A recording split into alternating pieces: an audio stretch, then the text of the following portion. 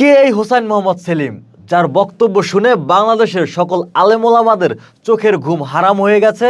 কেন তার বিরুদ্ধে তারা ষড়যন্ত্র করছে? মসজিদ মাদ্রাসার মেম্বারের উপরে দাঁড়িয়ে তার বিরুদ্ধে কেন তারা মিথ্যা রটনা করছে? তিনি কি বলেছেন? তিনি বলেছেন, বর্তমান যে প্রচলিত ইসলাম দেখছেন সেটা আল্লাহ রসুলের ইসলাম নয়। মসজিদ মাদ্রাসায় যে ইসলাম শেখানো হয় সম্পূর্ণ আল্লাহ রসুলের ইসলামের বিপরীত এবং বিকৃত একটা ইসলাম। এখানে আল্লাহ রসুলের সম্পূর্ণ সংগ্রামী জীবন বাদ দেওয়া হয়েছে।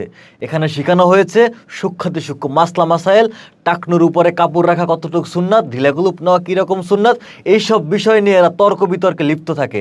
এখানে জেহাদ নাই, কেতাল নাই, এবং আল্লাহর যে কোরআন, সে কোরআন প্রতিষ্ঠা এখানে নাই। তিনি সেটাই বলেছেন যে কোরআন এসেছে মানবজাতির মুক্তির পথ দেখাতে। এই কোরআন দিয়ে সমাজ চলবে, রাষ্ট্র চলবে, পুরো পৃথিবী চলবে। কিন্তু এই শ্রেণীটা এই কোরআন দিয়ে তারা ব্যবসা করে খাচ্ছে, এই কোরআন দিয়ে তারা মুর্দা দাফন দিচ্ছে, এই কোরআন পড়ে তারা নামাজ পড়াচ্ছে এবং এগুলো দিয়ে তারা রুটি রুজি করে খাচ্ছে। যখন তিনি বলেছেন এই ধর্ম ব্যবসা আল্লাহ হারাম করেছেন, তিনি কোরআনের রেফারেন্স দিয়েছেন, সূরা বাকারার 173-74 নম্বর আয়াতের কথা উল্লেখ করেছেন। তিনি বলেছেন যারা কোরআনের বিনিময় নেয় তারা আগুনখোর জাহান্নামী, আল্লাহ কিয়ামতের দিন তাদের সাথে কথা বলবেন না, তাদের পবিত্র করবেন না।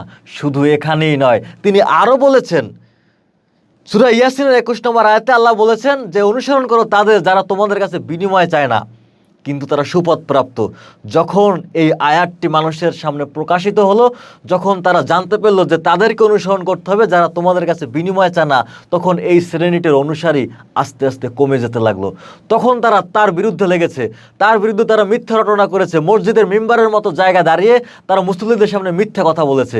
তার চরিত্র হরণের জন্য তারা ইন্ডিয়ার একটা অশ্লীল সিনেমার কাটিং নিয়ে এসে হিজবুত তাহরির ইমামের চরিত্র হরণের জন্য তারা প্রচার করেছে। কিন্তু আল্লাহ পরিকল্পনা ভিন্ন।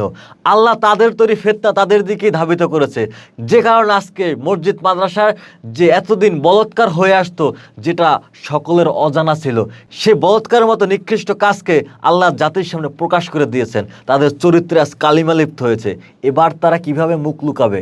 অথচ এরাই হিজবুত তাহরির ইমামের চরিত্র হরণের জন্য লেগেছিল। একটা কথা ক্লিয়ার মনে রাখবেন, হিজবুত তৌহিদ আল্লাহর মনোনীত এবং হিজবুত তৌহিদের ইমামও আল্লাহর মনোনীত। বলতে পারেন কিভাবে?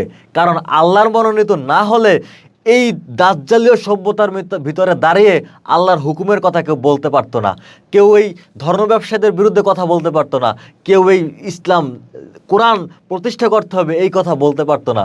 কোনো একটা মসজিদ মাদ্রাসার ইমাম, কোনো একটা আলেম দেখলাম না এই কোরআন প্রতিষ্ঠার কথা বলতে, কোরআনের হুকুম প্রতিষ্ঠার কথা বলতে, মানবতন্ত্রের বিরুদ্ধে কথা বলতে, এবং এই কোরআন এসেছে যে মানব জাতির মুক্তির পথ হিসাবে এই কথা বলতে। তারা জিহাদের কথা বলতে পারে না, তারা কেতালের কথা বলতে পারে না।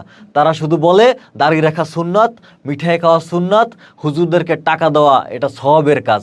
কারণ তাদের এই ধর্ম শুধু ব্যবসার জন্য। এই কারণে যখন তাদের এই গোপন করা বিষয়গুলো হিজবুত তাহরির ইমাম মানুষের সামনে প্রকাশ করে দিয়েছে, তখন তাদের এখন ব্যবসায় ঢাল নেমে এসেছে। সে কারণে তাদের এই হারাম ব্যবসাকে টিকিয়ে রাখার জন্য তারা হিজবুত তাহরির ইমামের বিরুদ্ধে লেগেছে। তাকে নাকি তারা হত্যা করবে। সাবধান, হিজবুত তাহরির ইমামকে হত্যা করতে হলে হিজবুত তাহরির সকল সদস্যকে হত্যা করে তার কাছে পৌঁছাতে হবে। কারণ হিজবুত তাহরির কোনো পীর মুরিদি বানাইতে আসে নাই, হিজবুত তাহরির সুফি দরবেশ বানাইতে আসে নাই। হিজবুত তাহরির ইমাম 1400 বছর আগে আল্লাহ রসুল যে যোদ্ধা জাতি বানিয়েছিল সেই যোদ্ধা জাতি বানাতে এসেছে। তারা যুদ্ধ করে এই সমগ্র দুনিয়াতে আল্লাহর হুকুম প্রতিষ্ঠা করবে। হিজবুত তাহরির বিরুদ্ধে ষড়যন্ত্র করে হিজবুত তাহরির মাননীয় ইমামকে হত্যা করা এত সহজ ব্যাপার ভাইবেন না। যদি তাই হতো, তখন আওয়ামী লীগ সরকার যখন চলে গেছিল তখন তো আপনারা খুব তোড়জোড় করে ঐক্যবদ্ধ হয়েছিলেন, সব মাজার ভাঙে ঘুরাই দিয়েছিলেন। হিজবুত তাহরির ইমামকে নাকি এখন সুযোগ, আসলেন না? আসতেন, দেখতাম কয়জন ফিরে যাইতে পারেন। হিজবুত তাহরির ইমাম তো এখন পর্যন্ত মায়ের দেয় না আপনাদের, তাতে এই অবস্থা। তার কথাই তো আপনারা নিতে পারতেছেন না। পারলে তার কথার আদর্শিক মোকাবেলা করেন, তিনি যে কথা বলে সে কথার পাল্টা যুক্তি দেন। আপনাদের ভিতরে যুক্তি বুদ্ধি কিচ্ছু নাই। হিজবুত তাহরির ইমাম একটা কোরআন দিয়ে কথা বললো, তুই নাস্তিক, তুই কাফের, কই তার একটা কথার তো পাল্টা আপনারা যুক্তি দিতে দেখলাম না। কাজেই এই ধর্ম ব্যবসায়ীরা অতীতে প্রত্যেক নবী রাসূলগণের সময় ছিল, তাদের বিরুদ্ধে ষড়যন্ত্র করেছে এবং অনেক নবী রাসূলকে তারা হত্যা করেছেন।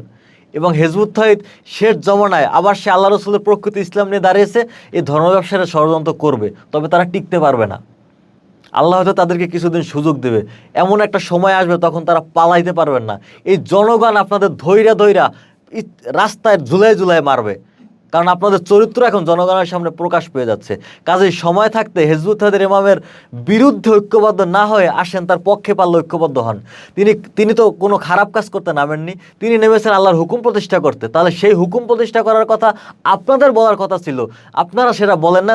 অথচ তিনি বলছেন, তিনি একটা কথার উপর জাতিকে ঐক্যবদ্ধ করতে চাচ্ছেন যে লা ইলাহা ইল্লাল্লাহ, তোমরা আল্লাহর হুকুমের উপর, বিধানের উপরে, আল্লাহর হুকুমের উপরে ঐক্যবদ্ধ হও। আপনারা ঐক্যবদ্ধ হন, তাহলে আপনারা কি অসম্মানিত হবেন? আপনারা তো আশা করি অসম্মানিত হবেন না। আপনারা আল্লাহর কাছে সম্মানিত হবেন, আপনারা পুরো পৃথিবীর মানুষের কাছে সম্মানিত হবেন। অথচ আপনাদের সামান্য 2 টাকা লস হইব দেখা আপনারা নামছেন হিজবুত তাহরির ইমামের বিরুদ্ধে ষড়যন্ত্র করতে। এই চিন্তা ভাবনা বাদ দেন। হিজবুত তাহরির ইমামের বিরুদ্ধে ষড়যন্ত্র করবেন, যতটুকু সময় ষড়যন্ত্র করবেন অতটুকু সময় বুঝবেন আপনার লস হবে, কারণ এগুলো কোনো কাজে আসবে না। বহুত বড় বড় রাঘব্য আল্লাহর ষড়যন্ত্র করছে কিন্তু টিকতে পারে না, কারণ এখানে সরাসরি আল্লাহর হস্তক্ষেপ আছে। হিজবুত তাহরির মোমেন হইতে দাঁড়াইছে।